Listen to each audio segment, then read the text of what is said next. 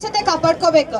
ಇದನ್ನ ಯೋಜನೆ ಹಂಗೆ ಮಾಡಿಲ್ಲ. ಮುಂದೆ ನಮಗ ಈಗ ಬಾಳ ಮಂದಿಗೆ ಪ್ರಾಬ್ಲಮ್ ಆಗತೈತಿ, ಗರ್ಭಕೋಶದಿಂದ ಪ್ರಾಬ್ಲಮ್ ಆಗತೈತಿ, ಕ್ಯಾನ್ಸರ್ ಆಗತ್ತಾವು, ಎಲ್ಲಾ ಆಗತ್ತಾವು. ಅದಕ್ಕೆ ನೀವು ಅದನ್ನ ಸ್ವಚ್ಛತೆ ಯೂಸ್ ಮಾಡ್ಕೊಳ್ಳಿಲ್ಲ ಅಂದ್ರ ನಿಮಗ ಇನ್ಫೆಕ್ಷನ್ ಆಗಾಕತ್ತು ಅಂದ್ರ ಬಾಳ ಜನ 40 ವಯಸ್ಸಿಗೆ ನಿಮಗ ಮುಟ್ಟು ನಿಲ್ಲೋ ಟೈಮ್ದಾಗೆಲ್ಲ ಪ್ರಾಬ್ಲಮ್ ಆಗಿ ಬಾಳ ಜನ ನಮ್ಮ ಹಾಸ್ಪಿಟಲ್ದಾಗ ಗರ್ಭಕೋಶ ತೆಗೆಸ್ಕೊಳಕತ್ತಾರ. ಎದಕ್ಕಷ್ಟೆಲ್ಲ ತ್ರಾಸ? ಈಗಿಂದನೇ ಎಲ್ಲ ಕೇರ್ ವಹಿಸ್ಕೋಬೇಕು. ಹಂಗ ಬಾಳ ಮಂದಿ ಈಗ ಮಕ್ಕಳು ಆಗತ್ತಿಲ್ಲ, ಎಲ್ಲೂ ಆಗತ್ತಿಲ್ಲ.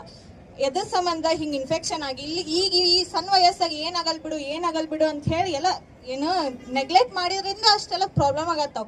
ಅದಕ್ಕೆ ನೀವು ಈಗಿಂದನ ಎಚ್ಚೆತ್ತಕೋಬೇಕು, ಎಲ್ಲ ನೋಡ್ಕೋಬೇಕು. ಸಣ್ಣ ಮಕ್ಕಳಿಗೆ ಅವ್ರಿಗೆ ಗೊತ್ತಿರಲ್ಲ, ನೀವು ತಾಯಂದ್ರಾಗಿ ಹೇಳ್ಬೇಕು. ಈಗ ನೀವು ಮನೆಗೆ ಹೋಗಿ ಎಲ್ಲ ನಿಮ್ ಇದಕ್ಕೆಲ್ಲ ಹೇಳ್ರಿ, ನಿಮ್ಮ ಮನಿ ಬಾಜು ಇರೋರ್ಗೆ ಹೇಳ್ರಿ, ಎಲ್ಲ ಹೇಳ್ರಿ. ಈಗ ಗರ್ಭಕೋಶ ಕ್ಯಾನ್ಸರ್ ಎಲ್ಲ ಆಗೋದಕ್ಕೆ ಲಸಿಕೆ ಬಂದಾವು, ಎಲ್ಲ ಇದು ಮಾಡ್ರಿ. ಈಗ ಜನೌಷಧಿ ಅಂತ ಹೇಳಿ ಅಲ್ಲಿ 10 ರೂಪಾಯಿಗೆ ಮಾಡ್ಕೊಡ್ತಾರ. ನಿಮಗೆಲ್ಲ ಶುಚಿದಾಗ ಫ್ರೀ ಸಿಗ್ತಾವ. ನಿಮ್ ಕಡೆ ಎಲ್ಲರೂ ಊರ್ದಾಗ ಅಲ್ಲಿ ಸಿಗ್ಲಿಲ್ಲ ಅಂದ್ರೆ ಜನೌಷಧಿ ಕೇಂದ್ರಗಳಿರ್ತಾವ, ಅಲ್ಲಿ ಹೋಗಿ 10 ರೂಪಾಯಿ ಪ್ಯಾಡ್ ಕೊಡ್ತಾರ. ಎಲ್ಲ ಕೇಳ್ರಿ, ಮಾಹಿತಿ ತಗೋರಿ. ಗೌರ್ಮೆಂಟ್ ಫ್ರೀ ಕೊಡತೈತಿ, ಅಷ್ಟೇ ಯೂಸ್ ಮಾಡ್ಕೋಬೇಕಲ್ಲ. ನಿಮಗ್ ಗೊತ್ತಿಲ್ಲ ಅಂದ್ರೆ ಈಗ ಹೇಳತ್ತೇವಿ, ನಿಮ್ ಬಾಜು ಮನೆಯವ್ರು ಹೇಳ್ರಿ, ಯಾರ್ಗಾರ ಹೇಳ್ರಿ. ಒಟ್ಟೆ ಎಲ್ಲ ಗೌರ್ಮೆಂಟ್ ಕಡೆಯಿಂದ ಎಲ್ಲ ಬಂದಿರೋ ಅಂತ ಇದನ್ನ ಫ್ರೀ ಆಗಿ ಯೂಸ್ ಮಾಡ್ಕೋರಿ. ಈಗ ಎಷ್ಟೆಲ್ಲ ಜನ ಇದು ಆಗತ್ತಾರ. ಈಗ ನೀವು ಹೆಲ್ತ್ ಇಸ್ ವೆಲ್ತ್ ಅಂತಾರ. ಈಗ ಆರೋಗ್ಯ ಇದ್ರೇನೆ ಎಲ್ಲ. ನೀವು ಮೊದ್ಲು ಆರೋಗ್ಯ ಮೇಲೆ ಕಾಳಜಿ ವಹಿಸ್ಕೋಬೇಕು.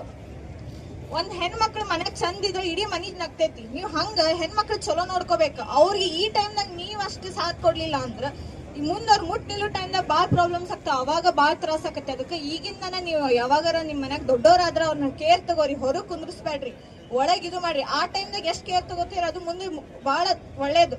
ಈಗಿಂದನ ತಗೋರಿ, ಆಯ್ತಾ?